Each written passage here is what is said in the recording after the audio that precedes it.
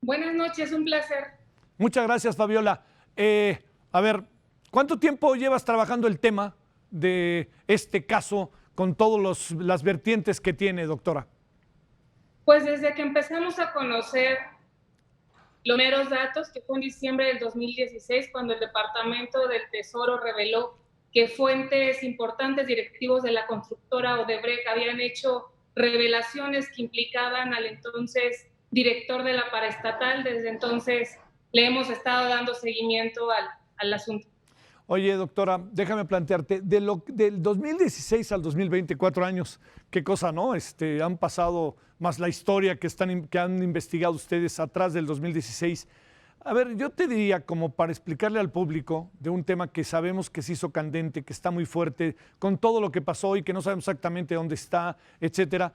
Déjame plantearte, para ti, en tu investigación, ¿cuáles son los grandes hallazgos que tú encuentras de este caso? Estamos ante un caso muy grande, ante muchos probables delitos. No hay que perder de vista que todavía no es sentenciado, entonces hay que hablar de probabilidad.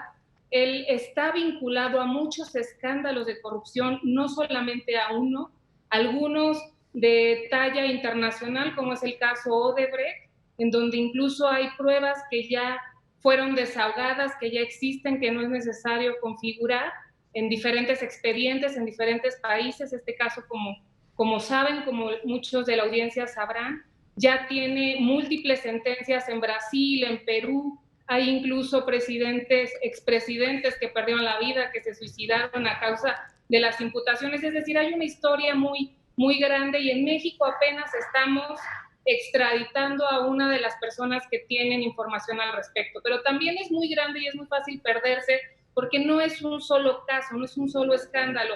En torno del señor Lozoya también está el escándalo de la estafa maestra, un mecanismo para desviar recursos millonarios desde la paraestatal. Están las dos compras que la Auditoría Superior de la Federación ha considerado como fraudulentas, agronitrogenados y Fertinal. Y bueno, esto hace que sea un caso complejo en el sentido de que hay mucha información, muchos posibles delitos, y necesariamente tuvieron que haber participado muchas más personas. Todo, digamos, entiendo que a lo mejor es muy obvio, doctora, para lo que tú has estado investigando, pero déjame planteártelo. Estamos pensando que todo lo que nosotros empecemos a ver a partir de ahora va a ser de Emilio Lozoya para arriba. Quiere decir, las responsabilidades difícilmente van a estar en mandos medios o mandos inferiores. Eso es lo que tendríamos que esperar, porque es muy importante considerar cómo se organiza administrativamente. Cierto que tiene un director general que es nombrado por el presidente de la República, por tanto un funcionario del primer nivel de responsabilidades, pero además del director existe un consejo de administración que es el que administra y dirige la política energética y el plan de negocios de la paraestatal. Y este órgano es muy importante porque en su integración participan 4 exsecretarios de Estado: el de Energía, el de Economía, el de Hacienda y el de Recursos Naturales. De manera que ellos tuvieron que haber tenido, y así está documentado, al menos en el caso de agronitrogenados y Fertinal, pero la lógica argumentativa de los informes y de los hallazgos de la auditoría es la misma. Es decir, el Consejo de Administración supo, conoció, aprobó y participó de esas decisiones. El señor Lozoya no pudo haberlo hecho solo, no pudo haber tomado la decisión, era unipersonal, y eso necesariamente nos lleva a pensar que vamos a estar frente a múltiples imputaciones y ante un multijuicio. Multijuicio, eso va a ser es un hecho inédito hasta donde yo entiendo en la historia de los últimos años en el país, ¿no? Porque generalmente, no sé, ¿no? Pensé en el Pemex Gate, ¿Recuerdas, no? Era un asunto que era como muy lineal, ¿no? Se buscaba 2, 3 responsables y listo. Pero aquí hay como te pregunto, hay diferentes instancias de diferentes áreas importantes, dependencias a nivel de secretarías que pudieran estar involucradas. Así es, por eso es un hecho inédito y por eso es tan importante la transparencia y la publicidad de la información por parte de los órganos de persecución y administración de justicia. Sí es un hecho inédito, sí por primera vez estamos ante una posibilidad real de enjuiciar a una persona que tiene mucha información y que está vinculada y respecto de la cual ya existen muchas pruebas, cuentas, nombres, prestanombres, transferencias bancarias, creación de empresas en paraísos fiscales, de manera que es lo que tendríamos que estar esperando. La historia en este país tiende a ser autores solitarios, Sí. autores de delitos solitarios, ¿no? El caso más reciente que podemos asemejar a este es el de Javier Duarte, exgobernador de Veracruz. Y lo que vimos es que a pesar de que el auditor superior también había dicho que se trataba de un fraude nunca antes visto por la cantidad de millones de pesos y la sistematicidad y durante todo el tiempo que hizo, pese a eso, el señor Javier Duarte no fue juzgado por ningún delito de corrupción.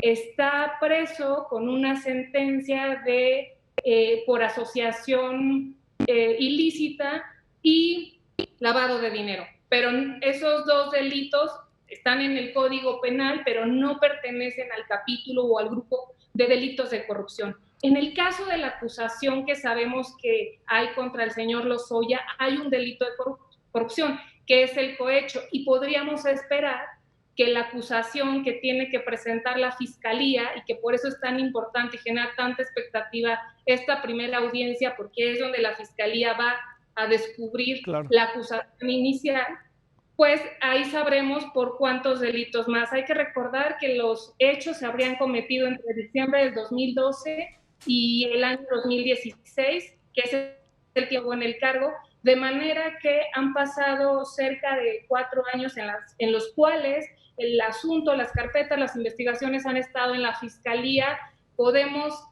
Deseamos que ya la investigación sea bastante sólida y bueno, hasta que no se haga no podremos conocer cuáles otros delitos. Por ejemplo, hasta ahora no hemos escuchado nada de enriquecimiento ilícito, de peculado, tráfico de influencias. Sí. Oye, la paradoja es, pregunto, que quien empezó la investigación fue la pasada administración, ¿verdad? Así es, en el 2017, pero también hay que recordar que fue porque mucha presión, después de las declaraciones de estos directivos de la constructora, que derivaron en una investigación que hizo Quinto Elemento Lab con Aristegui Noticias, con el equipo pesado, y que se publicó en agosto del 2017, y eso dio lugar a 2 investigaciones, una por cohecho y la otra por financiamiento indebido de campañas electorales. Esa terminó muy rápido, 2 meses después de que inició. Recordemos que el fiscal fue destituido y se cerró el asunto. Entonces, la que quedó desde entonces es la de cohecho, por lo que sabemos, de acuerdo tanto a información periodística como a una nota que dio a conocer, una nota informativa que hizo pública la Fiscalía General en febrero del año pasado. A ver, Fabiola, ¿alguno de los delitos que se presume llevó a efecto el señor Lozoya han prescrito o no? Pues eso todavía no lo sabemos porque no conocemos cuáles son las acciones. Claro, tienes razón. La mayoría de los delitos de corrupción que están establecidos en el título 10 del Código Penal tienen una penalidad que va mínima, que va de los 2 años a los 14 años. La 14 es la más alta, aunque hay que considerar también que a esas penalidades se le pueden sumar las agravantes a que haya lugar por el tipo de nivel de responsabilidad que ocupaba. A ver, un asunto que ha llamado la atención, de carácter legal. El hecho de que eventualmente el señor Lozoya pudiera decir que la responsabilidad de las acusaciones, de algunas de las acusaciones, no todas porque otras tienen otro derrotero, algunas de las acusaciones que penden en contra de él deberían de imputarse al Consejo de Pemex porque fue el Consejo de Pemex el que tomó la decisión. ¿Cabe o no cabe? Hay muchos tipos de participación, una es como autores, pero otra es como partícipes. Se ve muy difícil que no tenga responsabilidad, porque además entre la evidencia, las pruebas que existen, pues están las transferencias Sí. de dinero, la creación de empresas a las que se le vincula por imputaciones directas, por testimoniales y confesionales.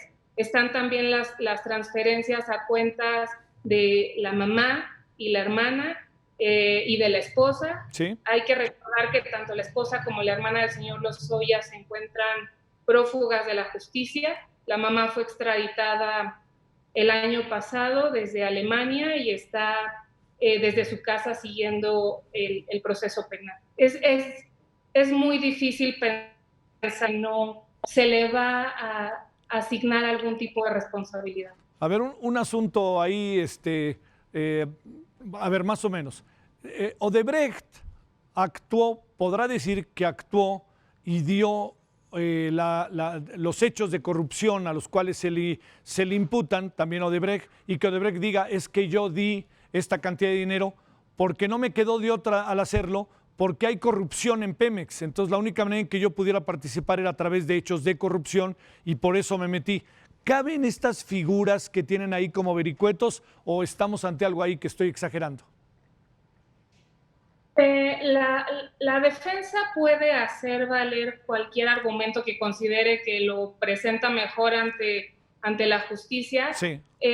Lo que es cierto es que lo que ya consta en expedientes que ya están judicializados, que ya son cosa juzgada en otros países, imputaciones directas que señalan que pagaron, ellos dicen propinas, que son sobornos, en otros países se les conoce como coimas también. Sí. Entonces, aparentemente habrían pagado riqueza personal, ¿no? Las propinas, y además habían entregado otro bloque de dinero para financiamiento de campañas, que ese dinero es el que les habría sido regresado vía la adjudicación de contratos de obra millonarios, como es el caso de la refinería de Tula. El tema de Altos Hornos es escandaloso, ¿no, Fabiola? Así es, y ese es por otros dos asuntos que ya no es Odebrecht. Esos dos asuntos sí son ya de carácter local.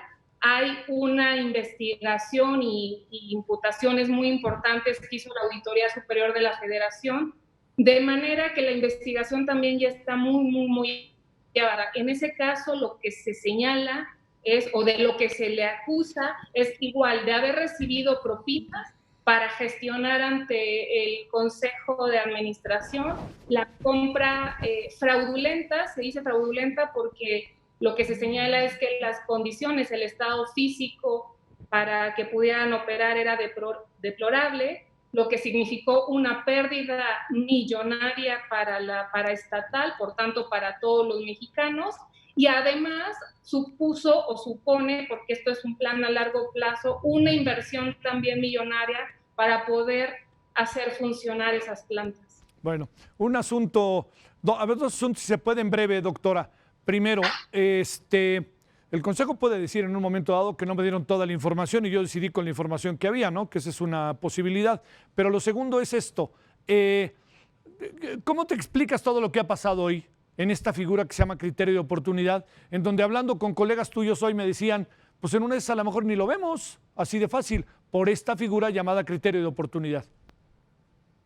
La corrupción también afecta la confianza que tenemos en las instituciones y no ayuda mucho este manejo tan poco informado de la Fiscalía. Creo que es muy importante decir, y espero poder aprovechar bien el tiempo, que los criterios de oportunidad tienen como efecto el no ejercicio de la acción penal. Con eso, para decirlo rápido, se da carpetazo a un asunto. Sí. Los criterios de oportunidad son una figura que está prevista en los sistemas penales acusatorios para poder resolver asuntos sencillos, donde hay un autor, un delito, se cometió de manera instantánea, hay reparación del daño. El Código de Procedimientos Penales es muy claro, hay solo 6 causales por las cuales se puede dar el criterio de oportunidad. Y además hay una prohibición, dice que no se pueden aplicar criterios de oportunidad cuando se trata de delitos que afectan gravemente el interés público. Entonces, sí necesitamos contar con mayor información porque esto es muy delicado. El fiscal sí tiene con el nuevo sistema de justicia mayores atribuciones que las que tenía con el viejo sistema, con el inquisitorial, pero no le alcanzan para poder administrar por sí solo una negociación en un asunto tan grande, tan complejo porque hay muchos delitos, muchas personas implicadas, etcétera. Entonces, técnicamente, a mí me parece que no hay manera de que se aplique un criterio de oportunidad. Y algo similar pasa con la figura de la colaboración, porque la figura de la colaboración está prevista, está mencionada, nuestro código no está regulada, no está detallada. En Perú, por ejemplo, ese es un procedimiento, entonces tiene etapas, tiene regulación, concluye con una sentencia, hay control judicial. En México no estamos frente a la fortaleza de esas figuras. Entonces es muy importante que la Fiscalía pueda ser no solamente pulcra e íntegra, sino exhaustiva, y que haya este esfuerzo de comunicación de qué es lo que está pasando para poder generar confianza. Oye, Fabiola, la verdad me inquietas un poco, porque lo que te quiero decir en función de lo que dices es que no se nos vaya a caer el caso y al rato vengamos con aquella frase de el debido proceso y entonces así se expande hacia los otros presuntos responsables y entramos en un lío grande,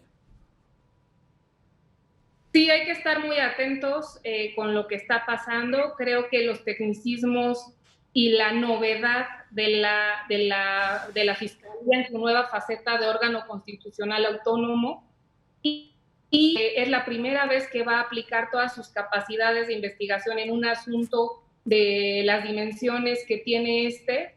Entonces, todo está por ver, pero sí hay que estar preocupados y cuidadosos de que se apliquen las figuras de manera correcta y de que haya control judicial. El contrapeso de una fiscalía fuerte es el poder judicial. Para cerrar te diría, entonces, lo que viene, primero, utilizaré palabras que tienen que ver con lo que estamos viviendo, ¿no? Es un asunto mediático, de redes, es un asunto escandaloso, pero es un asunto que le pega en la médula al sistema político mexicano. Sí, en la medida en la que hay entre los delitos y la mecánica de operación, hay financiamiento de campañas y hay funcionarios tanto administrativos como funcionarios políticos, esto es, que fueron electos, que son políticos, necesariamente es muy difícil pensar que se mantiene solo en el ámbito del poder judicial. Te mando un saludo, doctor, y agradecido que estuviste con nosotros. Muy buenas noches. Buenas noches, con gusto. Hasta luego, gracias.